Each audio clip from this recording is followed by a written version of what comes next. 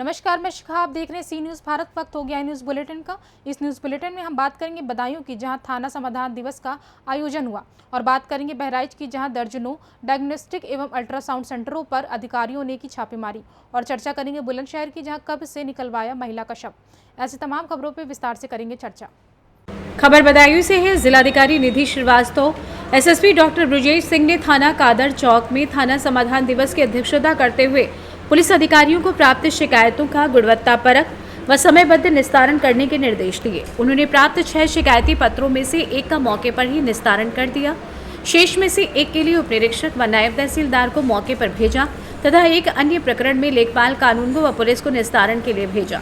जिलाधिकारी ने कहा कि भूमि संबंधी वादों के निस्तारण में दोनों पक्षों के समक्ष निस्तारण किए जाए। निस्तारण उपरांत सहमति स्वरूप दोनों के हस्ताक्षर लिए जाएं तथा फोटोग्राफी में कराई जाए। उन्होंने कहा कि भूमि संबंधी वादों के निस्तारण के लिए राजस्व पुलिस विभाग की संयुक्त टीम मौके पर जाकर उसका निस्तारण प्राथमिकता पर कराए। उन्होंने कहा कि शिकायतों के निस्तारण में शिकायतकर्ता की संतुष्टि भी आवश्यक है, इस बात का भी ध्यान रखा जाए। जिलाधिकारी एसएसपी ने थाना कादर चौक का मुआयना भी किया। उन्होंने वहां अपराध रजिस्टर देखे तथा साफ सफाई आदि व्यवस्थाओं का जायजा लिया। साथ ही निर्माणाधीन कैंटीन का भी निरीक्षण कर आवश्यक दिशा निर्देश संबंधित अधिकारियों को दिए। जिलाधिकारी ने कहा कि प्रदेश में कानून का राज स्थापित है, इसलिए जो भी फरियादी थाने में आता है वो बड़ी आस के साथ अपनी समस्याओं के निस्तारण के लिए आता है। उसकी बात को धैर्यपूर्वक सुना जाए तथा तत्परता से उसकी समस्याओं का निस्तारण सुनिश्चित किया जाए। किसी भी छोटी से छोटी घटना की जानकारी उच्च अधिकारियों को अवश्य दी जाए ताकि वो आगे चलकर विकराल रूप ना ले लें। इस अवसर पर वरिष्ठ पुलिस अधीक्षक ब्रजेश कुमार सिंह, थानाध्यक्ष कादर चौक उदयवीर सिंह सहित अन्य अधिकारीगण मौजूद रहे। बदायूं से सी न्यूज़ संवाददाता आकाश तोमर की रिपोर्ट।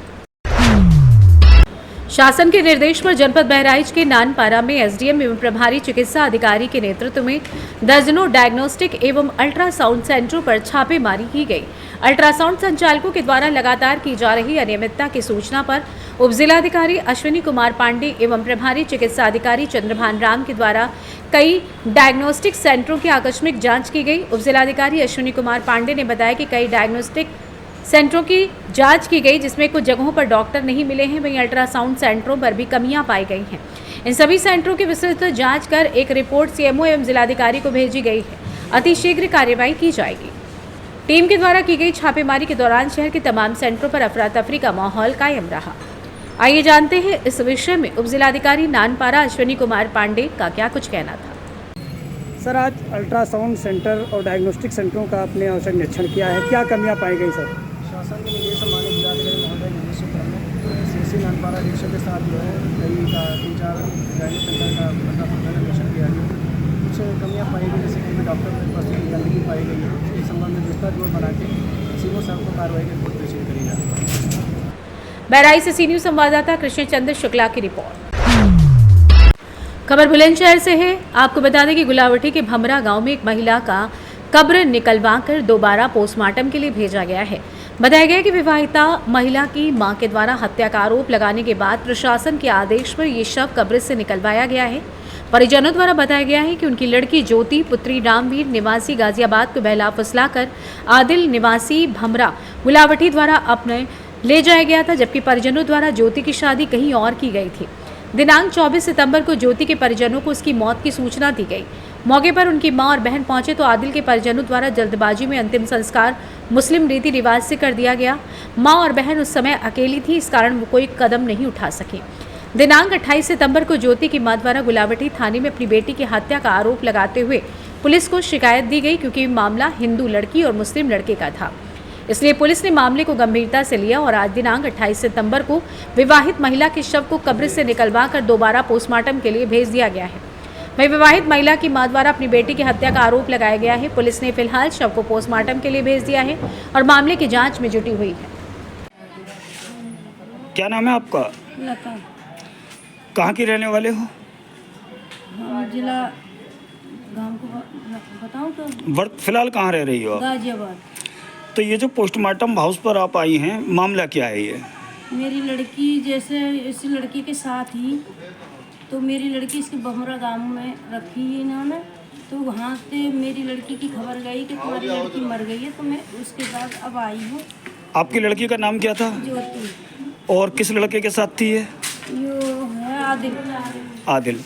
तो जिस दिन इसकी मौत हुई थी उस दिन आपके पास खबर पहुंची थी इसके? हाँ पहुँची 5:30 बजे करीब। तो उस समय आपको डेड बॉडी देखने दी गई या नहीं देखने दी गई? देखने दी दूर से ही। दूर से ही? हाँ दूर से दिखाई थी, बस ये शिकल दिखाई थी और कुछ नहीं। तो पुलिस को शिकायत आपने कब दी है इस मामले में?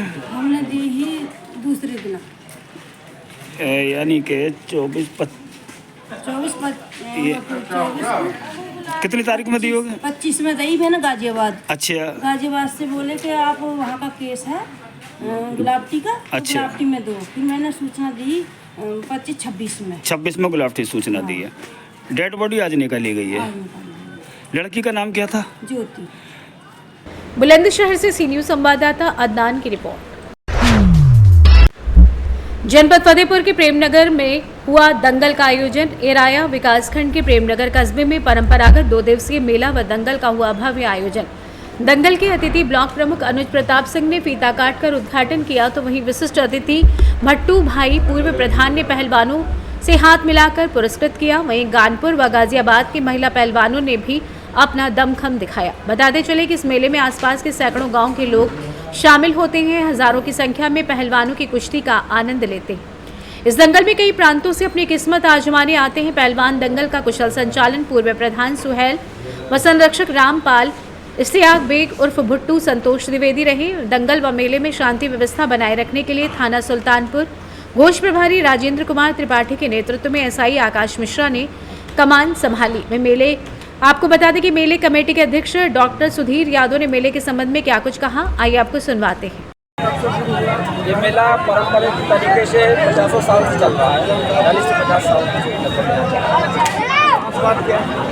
खास बात इसकी यही है कि यहाँ के सारे लोकल और कुछ अदर जिले से जो पहलवान आते हैं, दंगल अच्छा होता है और यहाँ पे झूला और सब एक बहुत अच्छा मनोरंजन का साधन भी होता है, जिससे यहाँ के लोकल की जनता इसका इंजॉय करती है, आनंद उठाती है। जी जी बिल्कुल, एक सारे लोग दोनों लोग मिलकर और इसको हर्ष और उल्लास के साथ मनाते हैं, इसीलिए इसका नाम प्रेमनगर रखा गया। फतेहपुर से सी न्यूज संवाददाता शहनशाह आब्दी की रिपोर्ट। खबर महाराजगंज से, जहां पड़ोसी राष्ट्र नेपाल में पहाड़ी इलाकों में लगातार हो रही मानसूनी बारिश से भारत के तराई इलाके में स्थित महाराजगंज जनपद में बाढ़ का खतरा एक बार फिर से बढ़ गया है। बता दें कि नेपाल से भारतीय क्षेत्र में बहकर आने वाली नदियों व नालों के उफान से हर साल एक तरफ जहां सैकड़ों एकड़ फसल बर्बाद हो जाती है, वहीं जनपद के कई इलाके बाढ़ से पूरी तरीके से घिर जाते हैं। बीते गुरुवार की शाम से नेपाल समेत यूपी के कई जिलों में लगातार बारिश हो रही है, जिसके चलते नेपाल से निकलने वाली सभी नदियां खतरे के निशान से ऊपर बह रही हैं, जिसको देखते हुए जिलाधिकारी महाराजगंज अनुनय झा सिंचाई विभाग के अधिकारियों के साथ महाव नदी समेत तमाम तटबंधों का निरीक्षण कर अलर्ट रहने के निर्देश दिए। जिलाधिकारी अनुनय झा ने बताया कि बीते बृहस्पतिवार को शाम 6 बजे से ही जनपद सहित नेपाल के जनपदों में मूसलाधार बारिश हो रही है, जिसके चलते नेपाल से 6.5 लाख क्यूसेक पानी गंडक बैराज के द्वारा छोड़ा गया है, जिसकी वजह से महाराजगंज के सीमावर्ती क्षेत्रों में 4,30,000 क्यूसेक पानी पहुंच चुका है, जिसके चलते चंदन प्याज सहित महाव नाले के जलस्तर में बढ़ाव देखने को मिला है। डीएम ने बताया कि नेपाल में महाव नाला टूट गया है, जिसके कारण भारत के कुछ गांव के पास पानी पहुंच गया है, जिसका निरीक्षण किया जा रहा है। राहत एवं बचाव कार्य के सभी उपाय किए जा रहे हैं। वे बारिश के पानी से जिन किसान भाइयों के फसल, झोपड़ी या पक्के मकान बाधित हुए होंगे, उनका सत्यापन कराकर तत्काल हर संभव मदद की जाएगी। महाराजगंज से सी न्यूज संवाददाता अंगद शर्मा के साथ श्रवण यादव की रिपोर्ट। खबर मिर्जापुर से, जहां नगर के मोहल्ला सत्यानगंज में स्थित श्री राधा कृष्ण मंदिर प्रांगण में चल रहे श्री राम कथा के छठे दिन शुक्रवार को प्रयागराज से पधारे कथावाचक आचार्य शांतनु महाराज के द्वारा व्यासपीठ से अपने मुखराविंद से गोस्वामी तुलसीदास द्वारा चरित रामचरितमानस से राम राज्याभिषेक एवं मर्यादा पुरुषोत्तम भगवान राम के वन गमन का वर्णन किया।